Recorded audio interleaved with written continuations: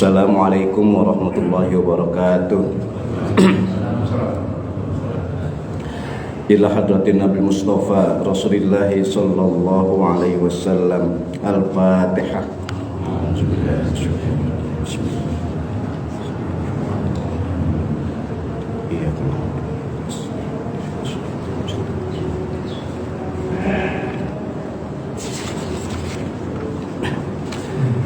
Bismillahirrahmanirrahim. Alhamdulillahirabbil alamin.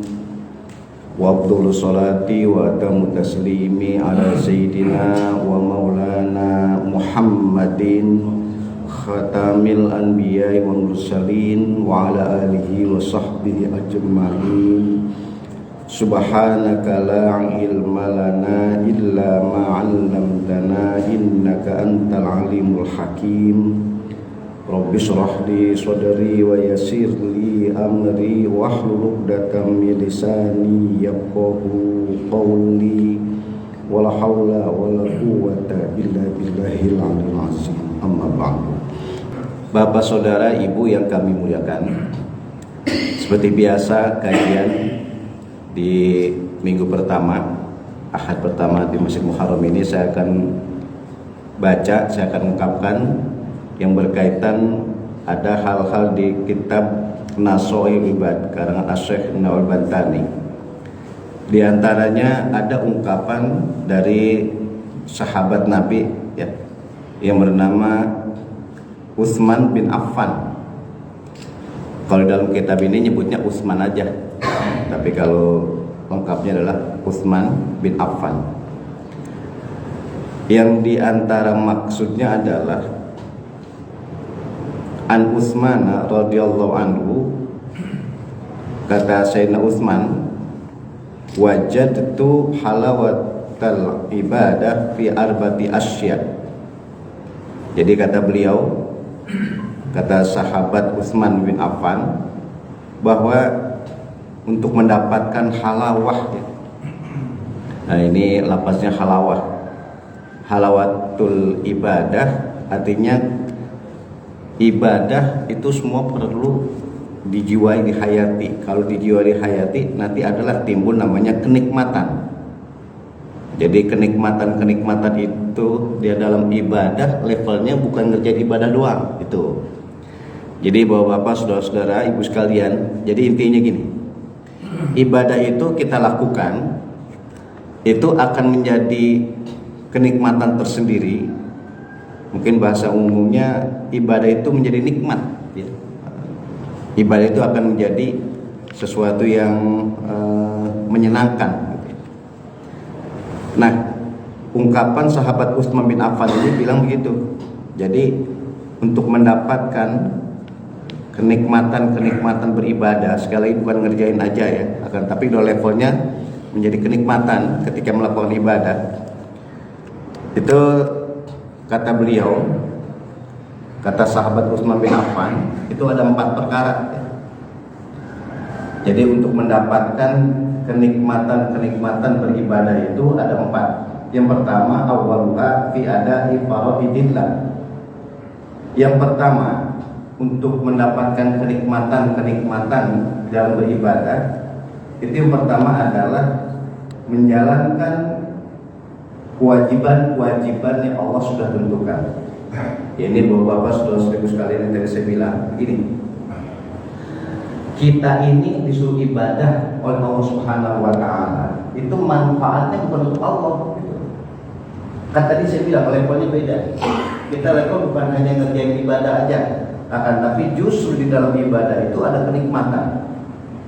Maka salah satu untuk mencapai kenikmatan di dalam beribadah itu level kita itu menjalankan ibadah itu ya, di dalam hal seperti ini adalah kewajiban memang sudah ditentukan oleh Allah. Jadi gini, kalau kita ibadah itu karena dipaksa gitu. Kalau kita buat kebaikan itu karena apa Pak bahasa terpaksa itu? Ya kalau kita nggak kerjain ntar jadi masalah gitu. Itu beda dengan kita ibadah dengan semau kita gitu. Artinya dengan kemauan kita itu beda. Makanya salah satu untuk mendapatkan kenikmatan ya, sekali lagi kenikmatan di dalam beribadah itu diantaranya menjalankan kewajiban-kewajiban karena memenuhi perintah dari Allah Subhanahu wa Ta'ala. Nah, ini yang disebut namanya, kata sahabat Utsman bin Affan, di antara untuk mencapai kenikmatan-kenikmatan di dalam beribadah, maka melakukan hal-hal yang wajib yang sudah ditentukan oleh Allah Subhanahu wa Ta'ala. Oleh karena itu saya mau contohkan bahwa Bapak saudara-saudara, kita sholat nih, itu sholat yang mutlak wajib kan cuma 5: Zuhur, Asar, Maghrib, Isya, dan Subuh. Itu sholat yang wajib itu gitu. Maka ada sahabat Nabi kita Muhammad SAW itu pernah nanya begini, ini luar biasa pertanyaannya nih. Jadi sahabat itu nanya, ya Rasul, kalau aku mengerjakan ibadah yang wajib-wajib doang, bisa enggak masuk surga? Hebat kan? Pertanyaannya ibadah yang wajib-wajib doang, kira-kira bisa enggak masuk surga? Jadi kata Nabi kita Muhammad SAW, naam, bisa. Jadi intinya orang melakukan ibadah yang wajib itu kalau dijiwai, dihayati, itu akan menjadi nikmat. Sehingga kalau kita ibadah sholat wajib itu apa bahasa saya ini? Plong, apa plong? Udah gak ada beban lagi gitu. Jadi kita kayak udah sholat subuh nih, udah beban, udah gak ada beban lagi, udah plong ya. Nah, itu namanya ketika kita melakukan ibadah akan menjadi nikmat kalau yang kita lakukan itu atau yang sudah kita lakukan adalah hal-hal yang wajib gitu. Nah, ini yang pertama ya, karena nanti ada 4 ini. Jadi untuk mendapatkan kenikmatan di dalam beribadah itu kita jalankan yang wajib-wajib. Syukur-syukur maksud begitu nih. Kalau masih ada kesempatan ya bisa kita lakukan yang sunnah, tapi intinya kenikmatan beribadah itu adalah menjalankan hal yang wajib. Yang kedua, ini kata sahabat Utsman bin Affan ya, wathani fijtinabi maharimillah. Bahwa Bapak saudara-saudara, kita ini hidup di dunia itu ada aturan dan ada peraturannya. Ada aturan dan ada peraturannya. Kita ini karena mempunyai akal, maka kita bisa membedakan antara yang baik dengan yang benar, yang halal dengan yang haram. Maka redaksi dari ungkapan sahabat Utsman bin Affan ini untuk mencapai kenikmatan di dalam beribadah itu artinya apa? Itu menjauhi segala sesuatu yang diharamkan. Kebalikan tadi, kalau tadi kita wajib apa saja yang diperintahkan oleh Allah kita kerjakan, kalau sekarang apa saja yang diharamkan kita bisa tinggalkan. Redaksinya beda nih. Kalau yang diharamkan kita disuruh jauhin. Jadi bahasanya apa saja yang diharamkan kita disuruh jauhin. Coba ada dalam Al-Quran semuanya. Zina itu haram, tapi statusnya itu kita disuruh jauhin. Semua permainan judi ya, kemudian zina ya, mencuri, itu dalam Al-Quran redaksionalnya fajtanibuhu. Jadi redaksinya bukan jangan dikerjain, akan tapi disuruh jauhin. Kenapa? Begini bahwa Bapak saudara-saudara, ini salah satu keilmuan Al-Quran. Kenapa dalam Al-Quran perkara yang diharamkan menggunakan redaksi ijtinab, menggunakan redaksi menjauhi. Kata-kata menjauhi ini secara fisik gini. Oke lah, saya contohin aja. Ada orang main judi, yang kata-kata ijtinab itu kita disuruh jauhi, bukannya jangan ngerjain. Kenapa? Kalau kita mendekati orang yang pada main judi, kita nggak main judi, iya ketika itu doang. Tapi seringnya kita bergaul, seringnya kita mendekati orang yang pada main judi, cepat atau lambat akan terpengaruh, begitu maksudnya. Lagi, ada orang mabuk-mabukan. Kan mabuk itu haram. Oke lah, kita bisa nggak mabuk, kita deketin orang itu, kita deketin tepat orang pada mabuk. Iya, ketika itu kita mampu untuk tidak mabuk. Tapi siapa yang jamin? Sehari lagi, seminggu lagi, sebulan lagi, dan seterusnya tidak akan terpengaruh. Lagi, bapak saudara-saudara ini aktual nih. Ketika dia bergaul dengan orang-orang baik, jauh dari perbuatan korupsi. Tapi ketika masuk ke sistem, ya apa saja saya bilang sistem lah ya, organisasi dan sebagainya, kemudian bergaul kepada orang-orang emang yang demen sama korupsi, yang katanya dia jujur banget, yang katanya dia bersih banget. Tapi kalau bergaul dengan orang-orang yang demen sama korupsi, 99, cuma saya tambahin aja, 99,9% akan terpengaruh. Makanya di situ salah satu keilmiahan ketika pelarangan di dalam menjalankan sesuatu yang haram, kita disuruhnya menjauhi. Kata-kata menjauhi berarti bukannya karena kita enggak dekat aja ya dengan orang yang biasa berbuat maksiat, tempatnya pun kita jangan mendekati gitu. Nah, ini salah satu tadi saya bilang keilmiahan ayat suci Al-Qur'an. Jadi kita bukan dilarang aja ya berbuat kemaksiatan atau sesuatu yang haram, mendekatinya aja nggak boleh gitu. Ini makanya dalam Al-Qur'an nyebutnya pajtanibuhu ya. Pajtanibuhu itu diartikan jauhilah. Jadi bapak-bapak, saudara-saudara, kesimpulan yang kedua ya, keterangan dari sahabat Utsman bin Affan untuk mendapatkan kenikmatan ya. Jadi ibadah itu jadi nikmat, maksudnya begitu. Bukan jadi karena paksaan, akan tapi ibadah itu jadi nikmat. Yang kedua itu tadi, kita mampu menjauhi perbuatan-perbuatan haram.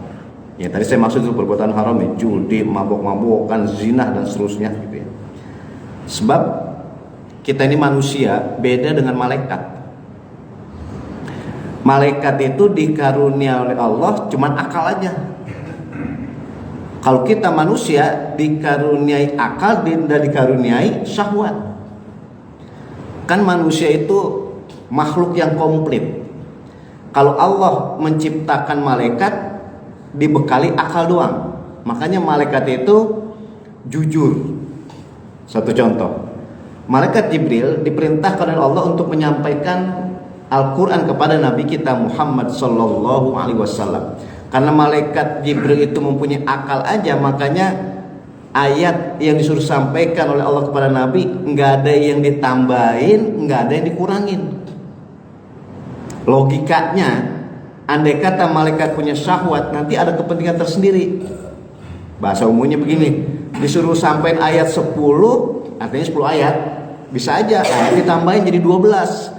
Atau ada kepentingan tersendiri, ayat yang asalnya 10 dikurangin jadi 5 atau 6 atau 7. Ini sangat berpotensi kalau malaikat mempunyai syahwat. Makanya malaikat nggak mempunyai syahwat, nggak mempunyai nafsu, akan tapi malaikat cuma punya akal. Makanya sampai sekarang sejarah tidak ada yang mencatat malaikat itu pernah punya istri. Malaikat nggak pernah punya anak, kan jadi rancu, jadi kacau. Andai kata malaikat punya syahwat, itulah kemahabesaran Allah Subhanahu wa taala sehingga menciptakan manusia itu ya. Beda dengan menciptakan malaikat. Itu ciptaan Allah juga, kita diberikan akal dan syahwat.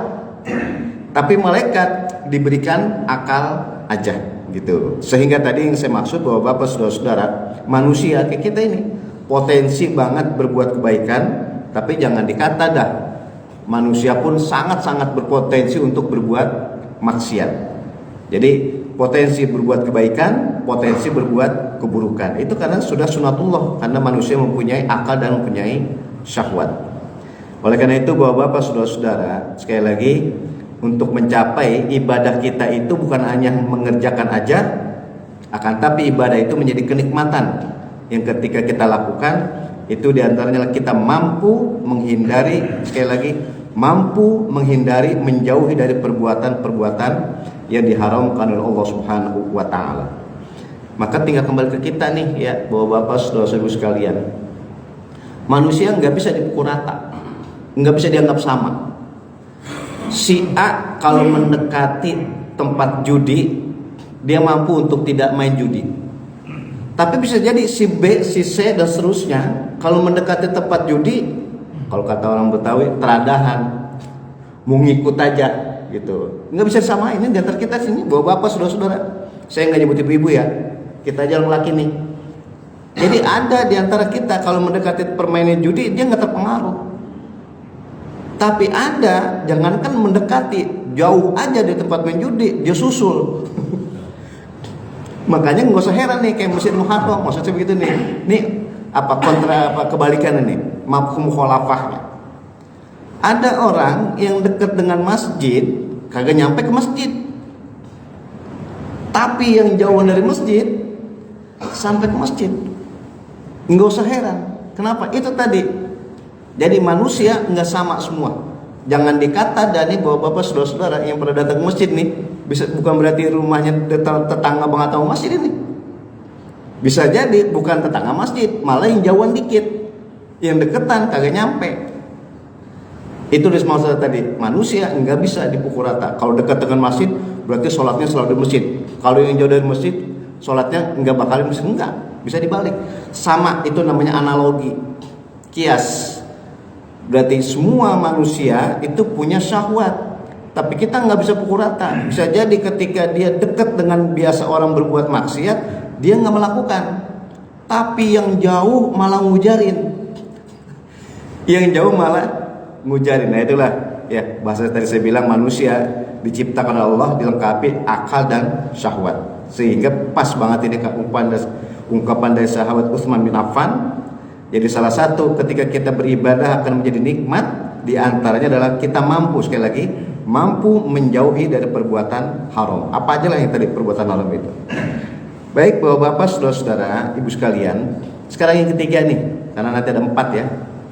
Yang ketiga kata beliau, kata sahabat Utsman bin Affan, untuk mencapai ibadah itu statusnya adalah nikmat. Watsalitsu fil amri bil ma'ruf, mampu memerintahkan kebaikan. Mungkin pernah saya sampaikan ya di dalam kajian yang lain atau mungkin dalam khutbah ya. Begini, bapak-bapak, saudara-saudara, kita ini umat Nabi kita Muhammad sallallahu alaihi wasallam dianggap sebagai khairul ummah. Kita ini sebagai umat Nabi Muhammad dijadikan sebagai khairul ummah, sebaik-baiknya umat. Sehingga ada hadis yang sahih, ada hadis yang otentik begini. Kata Nabi, saya Indonesiain aja. Ada beberapa perkara, kata Nabi, aku diberikan oleh Allah yang tidak diberikan kepada umat sebelumnya. Jadi itu khomsan, kata Nabi, ada 5 lah ya. Lam yu'tahunna umam qabli. Jadi bahasa Nabi, ada beberapa perkara, kata Nabi, yang enggak diberikan kepada umat-umat sebelumnya, tapi diberikan kepada umatku, kata Nabi. Di antaranya, bapak-bapak, saudara-saudara, ini kalau kita memahami tadi saya bilang, di antara ciri khairu ummam, di antara ciri khairu umatnya kita ini sebagai umat Nabi Muhammad SAW adalah mampu bisa mengajarkan, memerintahkan kebaikan. Ini bapak-bapak, saudara-saudara, orang bisa menghindari kemaksiatan aja tadi itu kan udah bagus banget. Kita mampu berbuat maksiat gitu nih, kemudian kita bisa hindari, kita bisa jauhi, maka itu salah satu kenikmatan. Sekali lagi, kita mampu berbuat maksiat, tapi kita mampu untuk nggak ngerjain, itu nikmat sama kita itu.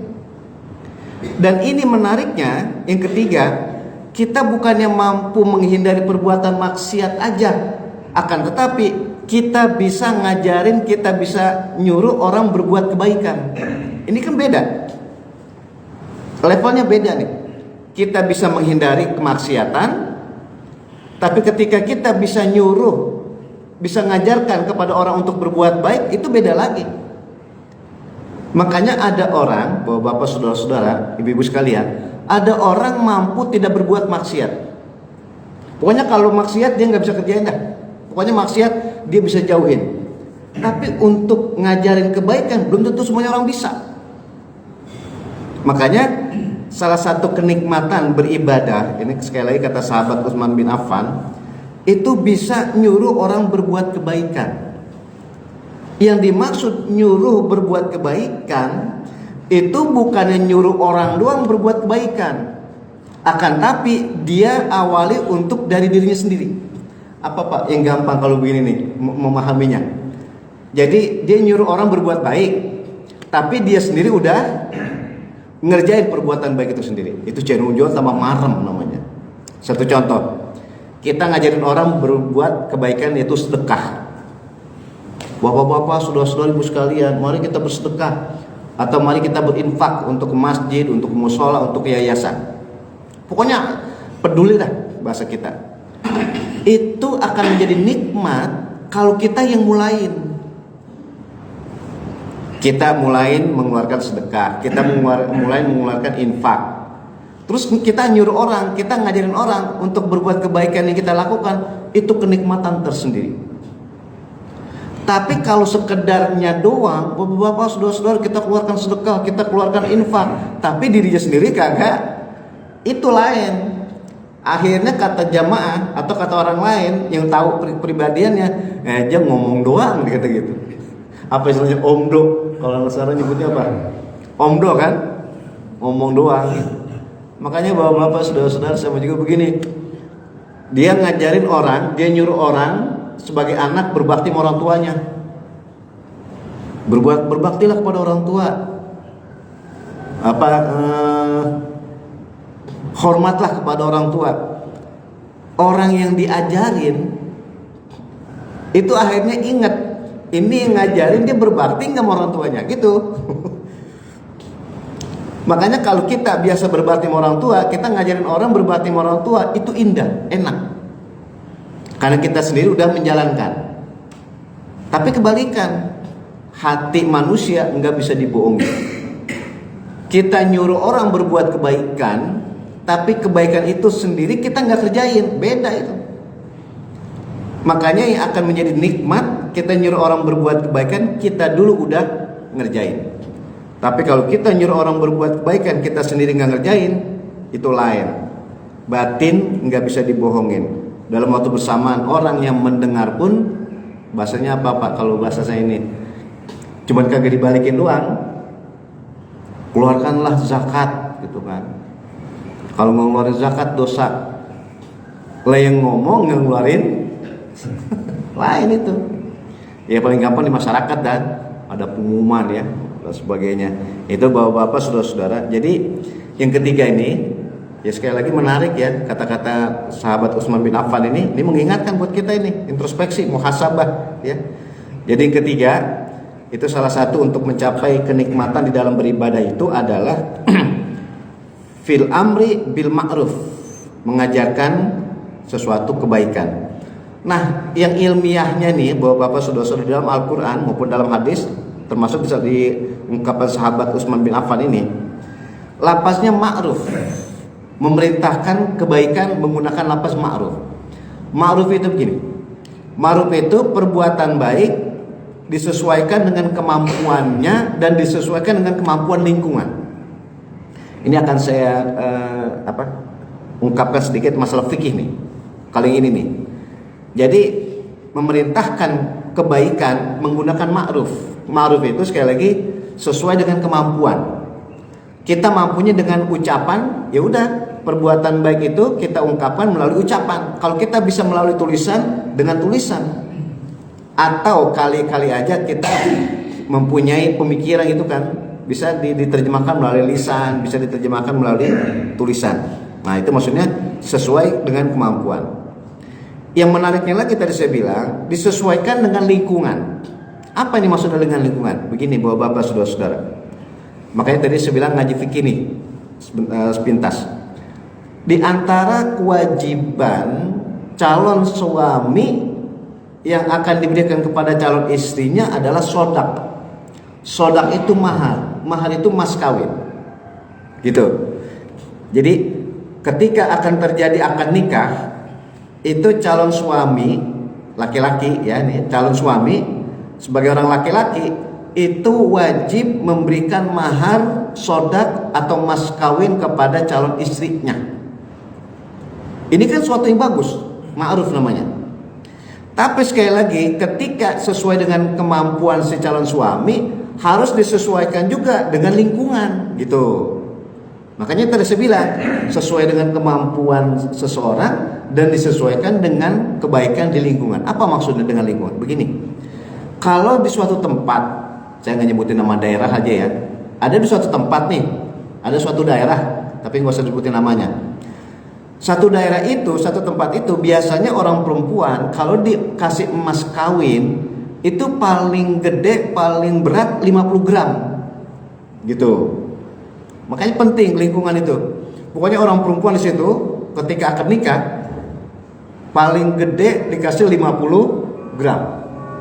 Kemudian ada orang calon suami nih mau nikah di situ, karena dia orang kaya, karena hartanya banyak, dia menyerahkan emas kawin 5 kilo gitu maksudnya. Nah itu masyarakat biasanya cuma 50 gram, karena dia orang kaya bawa 5 kilo. Itu namanya selagu-lagunya hajat.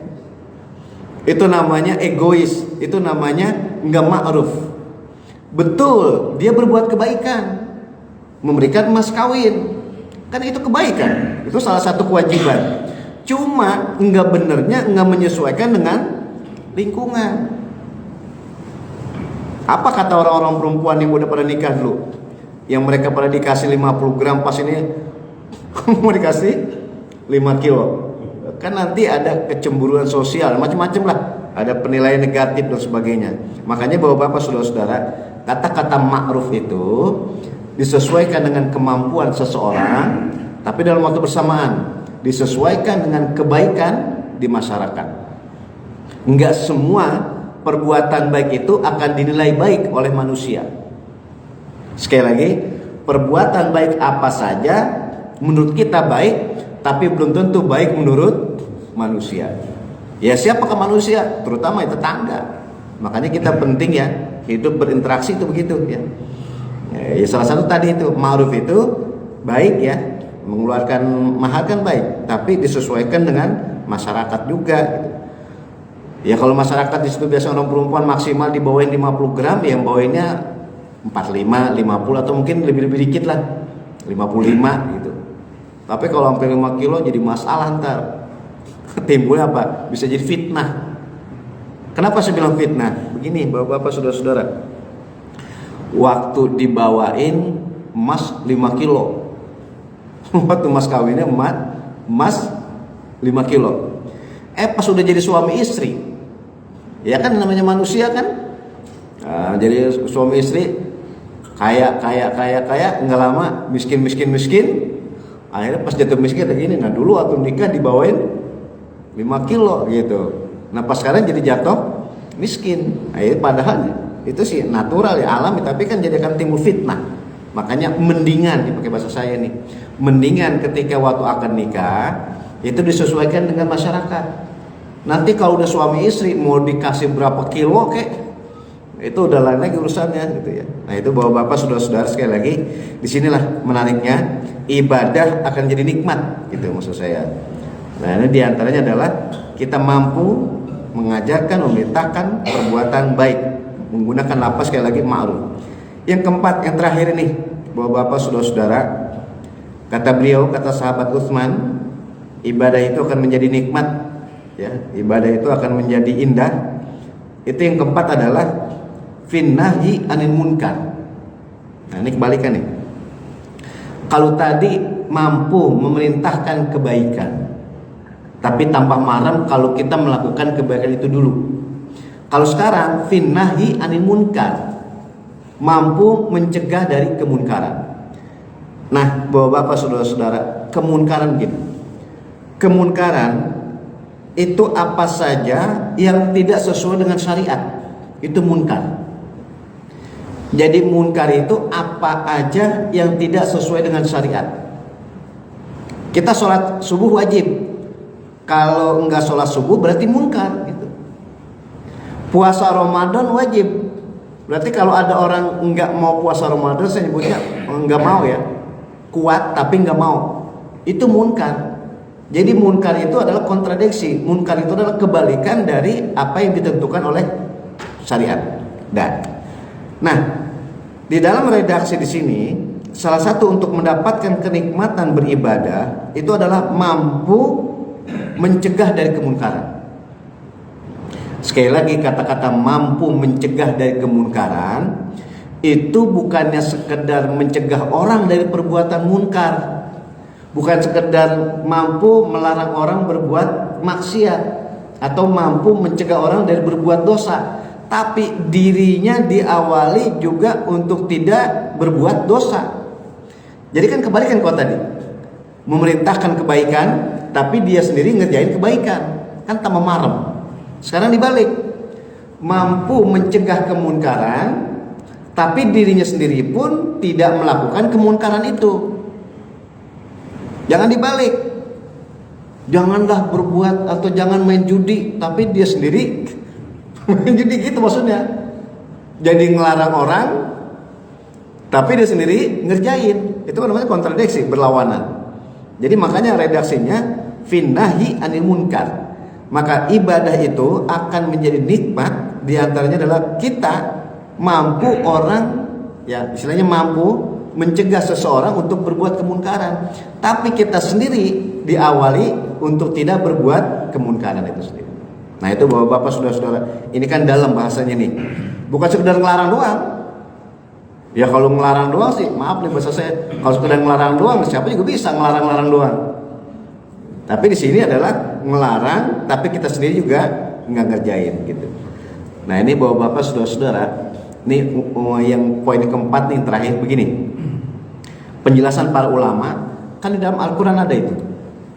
Kuntum khair ummatin ukhrijat linnasi ta'muruna bil ma'ruf wa tanhauna 'anil munkar. Jadi orang yang mampu mencegah kemunkaran, yang mampu mencegah perbuatan dosa, yang mampu mencegah orang berbuat kemaksiatan, itu salah satu ketika hidup di dunia maka ibadahnya akan jadi nikmat. Oleh karena itu, untuk mencegah kemunkaran itu minimal orang itu punya jabatan. Nah ini masuk nih ke bapak-bapak kita semua nih. Jadi yang mampu mencegah kemunkaran minimal orang itu punya jabatan. Maksudnya mampu itu efisien, praktis gitu ya, ngebertele-tele. Siapakah orang yang mampu mencegah perbuatan maksiat, berbuat dosa dan sebagainya? Orang itu minimal punya jabatan. Dan yang kata jabatan ini ingin saya contohkan bukan jabatan yang seperti formal di masyarakat, enggak. Saya nggak bilang lurah, nggak bilang apalagi camat, gubernur, enggak. Kalau itu sih formal di masyarakat. Saya ingin tunjukkan contoh diungkapkan oleh para ulama, jabatan yang paling berpotensi mencegah perbuatan maksiat itu adalah bapak atau suami. Semalam kebetulan saya ngisi kajian, di antara indahnya nih kita sebagai orang laki itu korelasi nyambung ke sekarang. Jadi suami itu jabatan, seorang bapak pun jabatan. Makanya jabatan seorang bapak itu yang paling berpotensi mencegah perbuatan maksiat yang akan dilakukan oleh anaknya. Jadi bahasa mudanya begini, anak akan berbuat maksiat, maka yang paling berpotensi bisa mencegah adalah bapaknya. Tapi kebalikan nih, kalau bapaknya aja nggak mampu mencegah, atau andai kata bapaknya aja ogah mencegah anak berbuat maksiat, jangan diharap orang lain bisa mencegah. Ini indahnya nih. Jadi seorang bapak itu jabatan. Makanya bapaknya itu yang paling bisa mencegah anak berbuat maksiat. Sekali lagi, kalau bapaknya aja nggak mau mencegah, jangan diharap orang lain bisa mencegah. Kalau bahasa umumnya begini, lah bapaknya aja nggak bisa mencegah, apalagi orang lain. Nah itu sekali lagi, maka seorang bapak itu adalah jabatan. Yang tadi yang saya teruskan, di antara jabatan itu suami. Kapasitas kita seorang suami itu bukan sekedar mendampingi istri aja, akan tapi tanggung jawab. Maka yang paling berpotensi mencegah seorang istri berbuat maksiat suaminya. Makanya kita kalau kapasitas kita sebagai suami itu akan dihisab nanti pada hari kiamat. Makanya kalau ada seorang istri berbuat maksiat, itu bukan berarti langsung istrinya aja yang dihisab, suaminya pun akan dihisab. Ini bahasa umumnya begini, kalau cara orang Betawi, ngapa bini kamu sampai berbuat maksiat gitu? Jadi nyambungnya ke suaminya, karena suami itu jabatan. Kenapa sampai seorang istri berbuat maksiat? Sehingga suami itu salah satu jabatan yang paling berpotensi mencegah seorang istri berbuat maksiat.